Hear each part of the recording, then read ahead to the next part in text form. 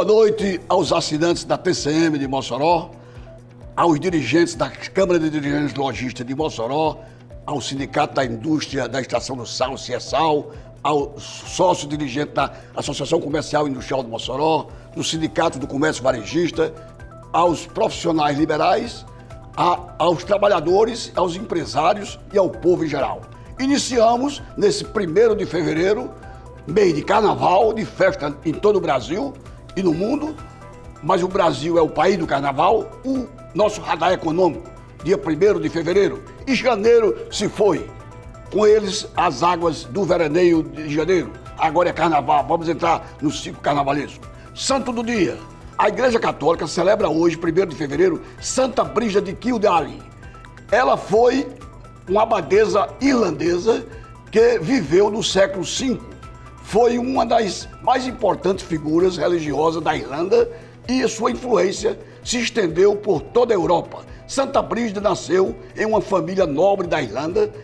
Ela foi educada em um mosteiro e cedo tomou a decisão de ingressar na religião católica. Uma vida religiosa, e aos 15 anos ela se casou com um homem rico e teve 8 filhos. No entanto, ele não se conformava com a vida secular. E aos 40 anos ela abandonou o marido e os filhos para se dedicar à vida religiosa. Santa Brígida fundou um mosteiro em Kildare, que tornou um dos mais importantes centros religiosos da Irlanda. E é ela que celebramos no dia de hoje.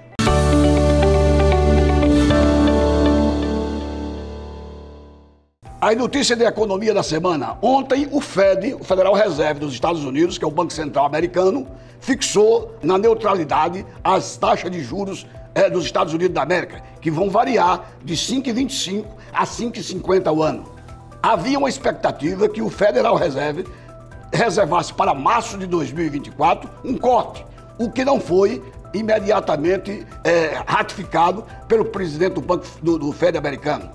Mas a Bolsa de Valores do Brasil terminou em alta e o mercado financeiro, ao final da noite de ontem, tomou conhecimento com o Copom do Brasil, o Comitê de Política Monetária do Banco Central, que reduziu a taxa Selic, que era 11,75% ao ano, para 11,25%. Portanto, a partir de hoje, 1º de fevereiro, a taxa Selic do Banco Central, que vem em queda, cortou mais 0,50%, passando agora a 11,25%. Daqui a 45 dias, lá para o dia 15 de março, o Banco Central brasileiro reuniciar mais uma vez e deverá haver outro corte de mais 0,50%. São os juros se acomodando à inflação e à atual situação econômica do país, baixando depois da virulência com que a pandemia varreu o mundo todo no ano de 2020, 2021 e 2022. Portanto, as coisas, os juros estão baixando e a economia se amoldando ao novo modelo nacional. As contas públicas frustram a equipe econômica e o governo tem um déficit de 230 bilhões de reais em 2023. O déficit ocorre quando os gastos superam as receitas. O valor é maior do que o previsto no orçamento, de até 228 bilhões, que era a previsão do governo, mas mesmo assim fechou com mais de 250 bilhões de reais o déficit do ano de 2023. E o governo Lula anunciava que esse déficit não passaria da meta estabelecida. Estourou a meta mais uma vez. Esperamos que isso não ocorra em 2024, porque agora existe, com a nova regra tributária, um equilíbrio entre as receitas e as despesas. Só se pode ter despesas com receitas compatíveis para cobri-las, com déficit fiscal zero. Pelo menos é o que o governo federal está registrando. E o déficit primário de 230 bilhões de reais em 2023, ou 21% do Produto Interno Bruto, segundo dados divulgados pela Secretaria do Tesouro Nacional nesta última segunda-feira, dia 29. É o pior resultado financeiro de equilíbrio fiscal desde o ano de 2020. O déficit primário ocorre quando os gastos do governo superam a arrecadação. E o governo está arrecadando muito dinheiro, mas mesmo assim gastando desbravadamente muito mais com publicidade, com contratação de funcionários, com criação de empresas e movendo salários em troca de apoio político do Congresso Nacional, do que em investimentos, do que em estradas, em saúde, em educação, em segurança pública. E Lula, que prometeu em campanha que isso não ocorreria, vê no primeiro ano do seu governo um desmonte fiscal. O ministro Fernando Haddad, da Fazenda, muito ressentido com essa situação, considera que o ano 2024 será um ano de equilíbrio para as receitas, de acordo com o arcabouço fiscal aprovado pelo Congresso Nacional e já publicado no Diário Oficial no último dia do ano 2023. Portanto, é provável que tenhamos um ano mais ameno. Mas o primeiro ano do governo Lula já destruiu ou já desmontou a tese do déficit zero. No sentido inverso, quando as receitas superam as despesas, há um superávit. O valor está acima das projeções do orçamento de 2023 com relação a gastos. E aí, 230 bilhões de reais foram gastos a mais do que receitas, tendo um superávit, uma projeção em novembro, que era até novembro, de no máximo 177 bilhões de reais. Portanto, a realidade desmonta o discurso de campanha do presidente da República.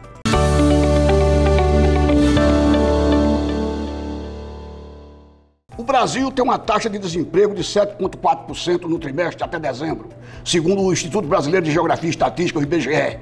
É o melhor do que o esperado. A taxa de desocupação chegou a 7,4% no trimestre encerrado em dezembro de 2023, um recuo de 0,3% em relação ao trimestre até julho e setembro, quando tinham sido feitas as projeções. O consenso era de que a taxa fosse para 7,6% no trimestre encerrado em dezembro. Como resultado, a taxa média anual do índice foi de 7,8% em 2023, o que representa uma retração de 1,8% frente ao 2022, quando marcou 9,6% no desemprego. Os dados são da Pesquisa Nacional de Amostra de Domicílios, o PNAD, contínua do IBGE. O resultado anual é o menor desde 2014, confirmando a tendência já apresentada em 2022 de recuperação do mercado de trabalho no Brasil após o impacto da Covid-19. O patamar está próximo do início da série histórica de 2012, quando a taxa de média foi de 7,4%. A menor taxa de desemprego da série histórica foi em 2014, com 7%.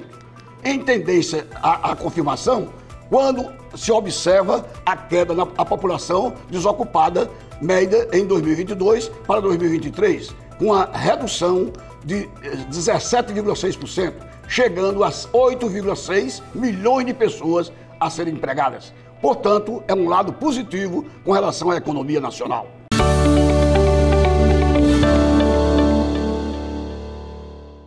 A crise climática que se abate num planeta afeta o cenário do governo para o PIB brasileiro de 2024.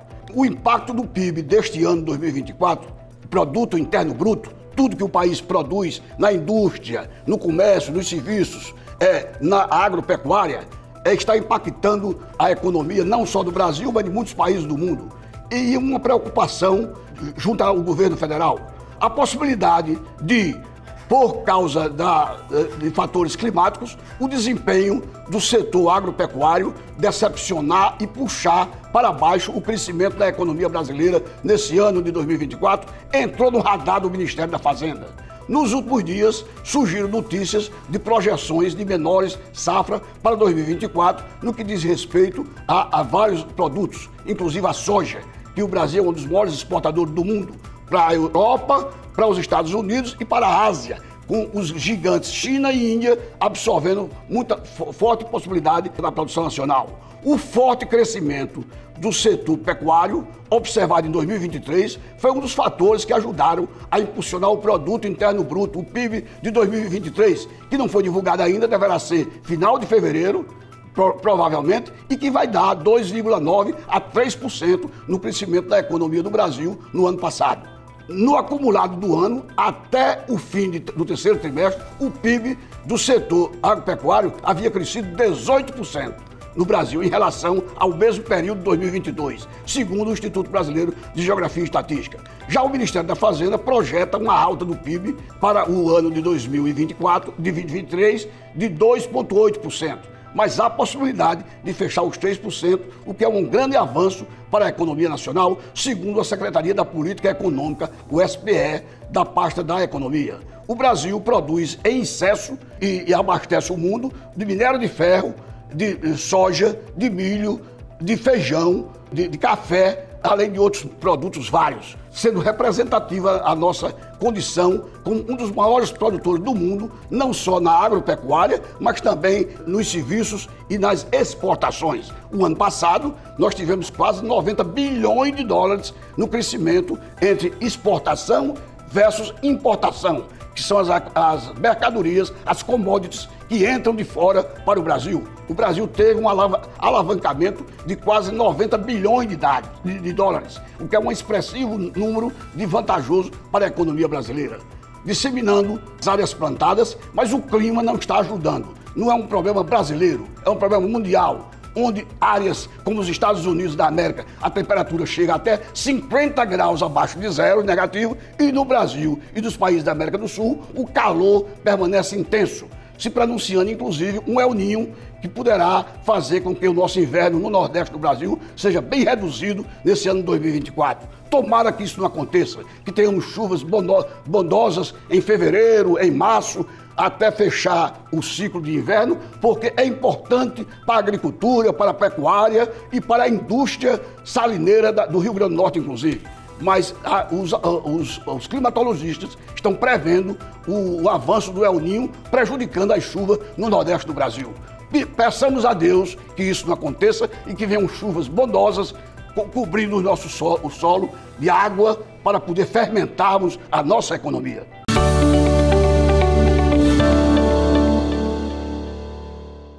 A dívida pública brasileira subiu bastante, como eu falei há pouco tempo. O endividamento aumentou 0,3% percentual em relação a setembro.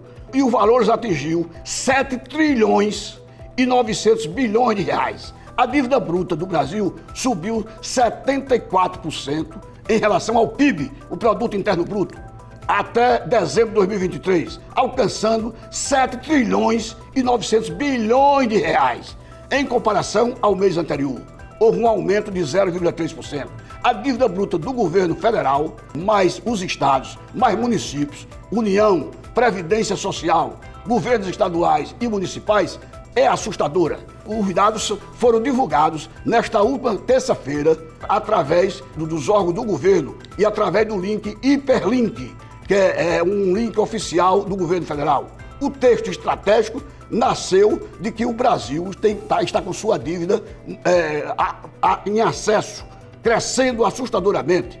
E é quase impagável a dívida que o governo recorre aos bancos, ao público, pedindo dinheiro emprestado para cobrir a economia e a solidez nacional das contas nacionais. Embora não tenhamos dívida junto ao Fundo Monetário Internacional, tenhamos reservas de 400 bilhões de dólares, o que são expressivas reservas, mesmo assim é assustadora a dívida pública nacional, que só faz crescer, com a União, a Previdência, os estados e os municípios, assustando não só o governo, mas também os investidores internacionais e os nacionais.